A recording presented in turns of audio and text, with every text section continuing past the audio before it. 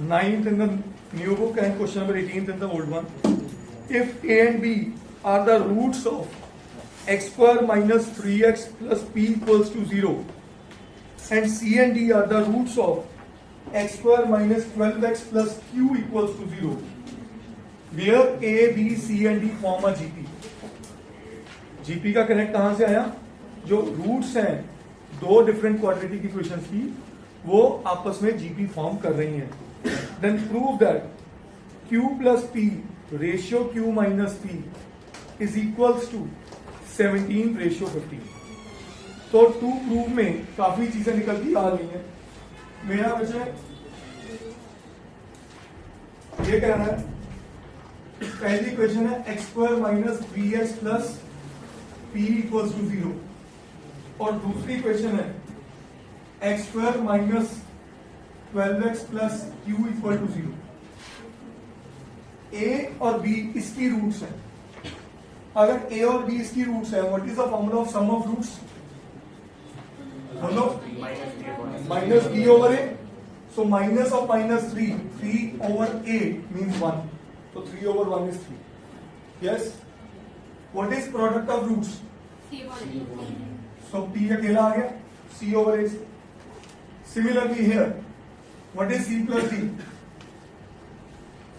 फिर से 12 and c into d. तो जो हमारे पास इंफॉर्मेशन है उसको तो यूटिलाइज करें. अगली चीज वो क्या कह रहे हैं? Prove that and such that a b c and d form a GP. आपको चार वैल्यूज की जीपी के कुछ रिजल्ट्स याद करा दो. पहला रिजल्ट इसका आप सबको ध्यान में होना चाहिए, B square is equal to A C होगा. अग्री करते हो? दूसरा result C square is equal to B D होगा. अग्री करते हो? और तीसरा रिजल्ट होगा A D is equal to B C. इन दोनों का प्रोडक्ट इन दोनों के प्रोडक्ट के बराबर होगा. जब भी 4 टर्म्स इन जीपी आ जाए तो these are the 3 results which we can use. अब वो टू प्रूव में मेरे से क्या मांग रहा है? टू प्रूव में मेरे से मांग रहा है बच्चे, prove that q plus p upon q minus p is equals to 17 over 15. देखो जी, ये चीज किसके ऊपर लेके जा रहा है? इशारा कहां कर रहा है? कॉम्पोनेंटो डिविडेंडो. और ये रिजल्ट भी कॉम्पोनेंटो डिविडेंडो से दिख रहा है कि ये लिखा हुआ है 16 प्लस 1 और ये लिखा हुआ है 16 माइनस 1. इसका मतलब वो डिमांड क्या कर रहा है? Q अपॉन P की रेशियो 16 होनी चाहिए. थोड़ा होता तो बहुत सोचना पड़ेगा. Q अपॉन P अगर 16 होता तो Q plus P upon Q minus P बनता 17 ओवर 15. तो टेक्निकली क्वेश्चन कहां पे लेके गया? Q अपॉन P की रेशियो शो कर दो 16. मतलब Q is equal to 16 P show कर दो, हमारा क्वेश्चन बन जाएगा. देखो बेटा, अगर Q अपॉन P 16 ओवर 1 होता तो कॉम्पोनेंट और डिविडेंडो लगाते तो यहां बनता numerator plus denominator over numerator minus denominator 16 plus 1 over 16 minus 1. क्या ये बात बनती कि नहीं बनती?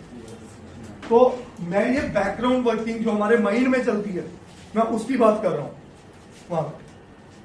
Is that clear? क्या ये बात समझ आई सबको?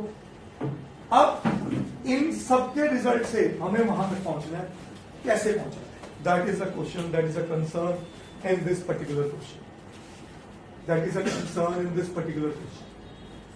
हमारे पास जो जो कुछ था हमने यूटिलाइज कर लिया.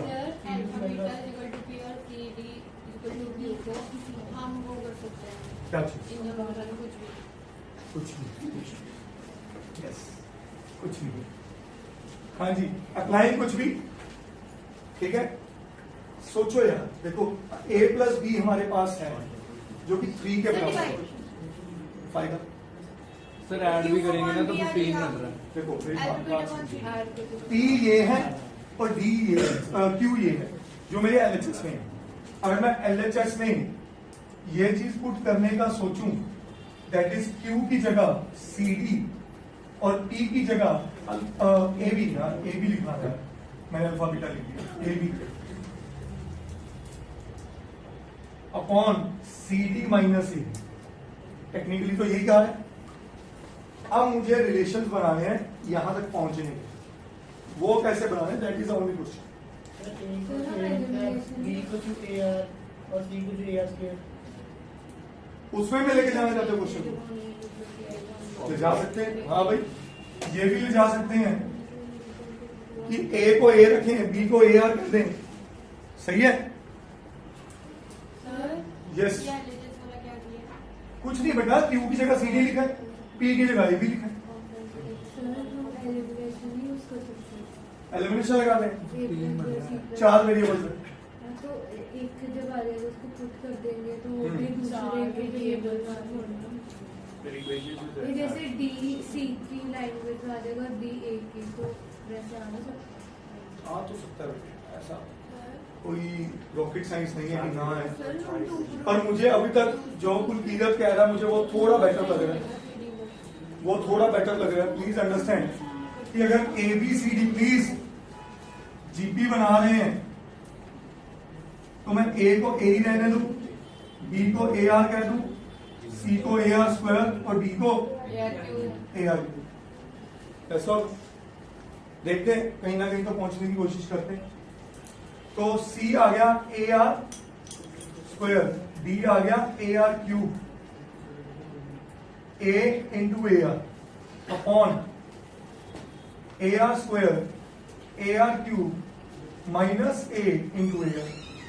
टेक्निकली देखो, ऊपर भी A² कॉमन है, यस और नो, अग्री कर गए।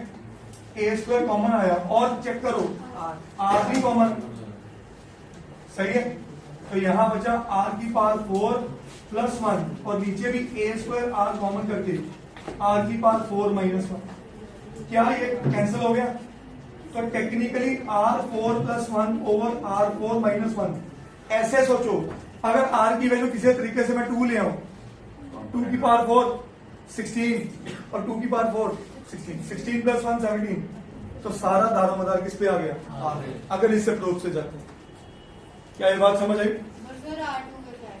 हाँ जी, यही तो गेम है मेरा। आओ जी, अब आते हैं जो इन्फॉर्मेशन हमें गिवन है, जो इन्फॉर्मेशन हमें गिवन है। A प्लस बी को मैं क्या एज्यूम करूं?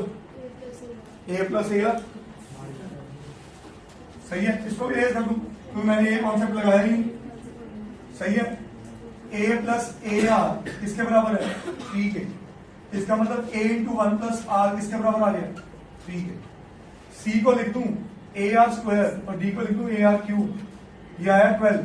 तो यहां पे भी AR² कॉमन, तो अंतर क्या बचा? 1 plus R is equal to 12। अब नोटिस करो, 1 plus R is equal to 3/A है, और इधर 1 plus R is equal to 12 upon AR² है। यस सर, दोनों तरफ 1 प्लस R है, तो यहां से डायरेक्ट रिजल्ट कॉमन ले जाऊं तो लिख सकता हूं 3/A is equal to 12 upon AR²। A से कैंसिल, 3 1 जा 3, तो R² आया 4, R क्या बना? Plus minus 2। यस और नो? यही चाहिए था। ये तो बहुत इजी में मैं क्या, मैं हर साल ये क्वेश्चन कॉम्पोनेंट और डिविडेंड में कराता हूं, थैंक्स टू तरुण भाई साहब। ये तो क्वेश्चन ही बड़ा इजी करवा गए, मुझे ये रिजल्ट तक यूज नहीं करने पड़े P और Q के, सिर्फ पुट करना पड़ा LHS में।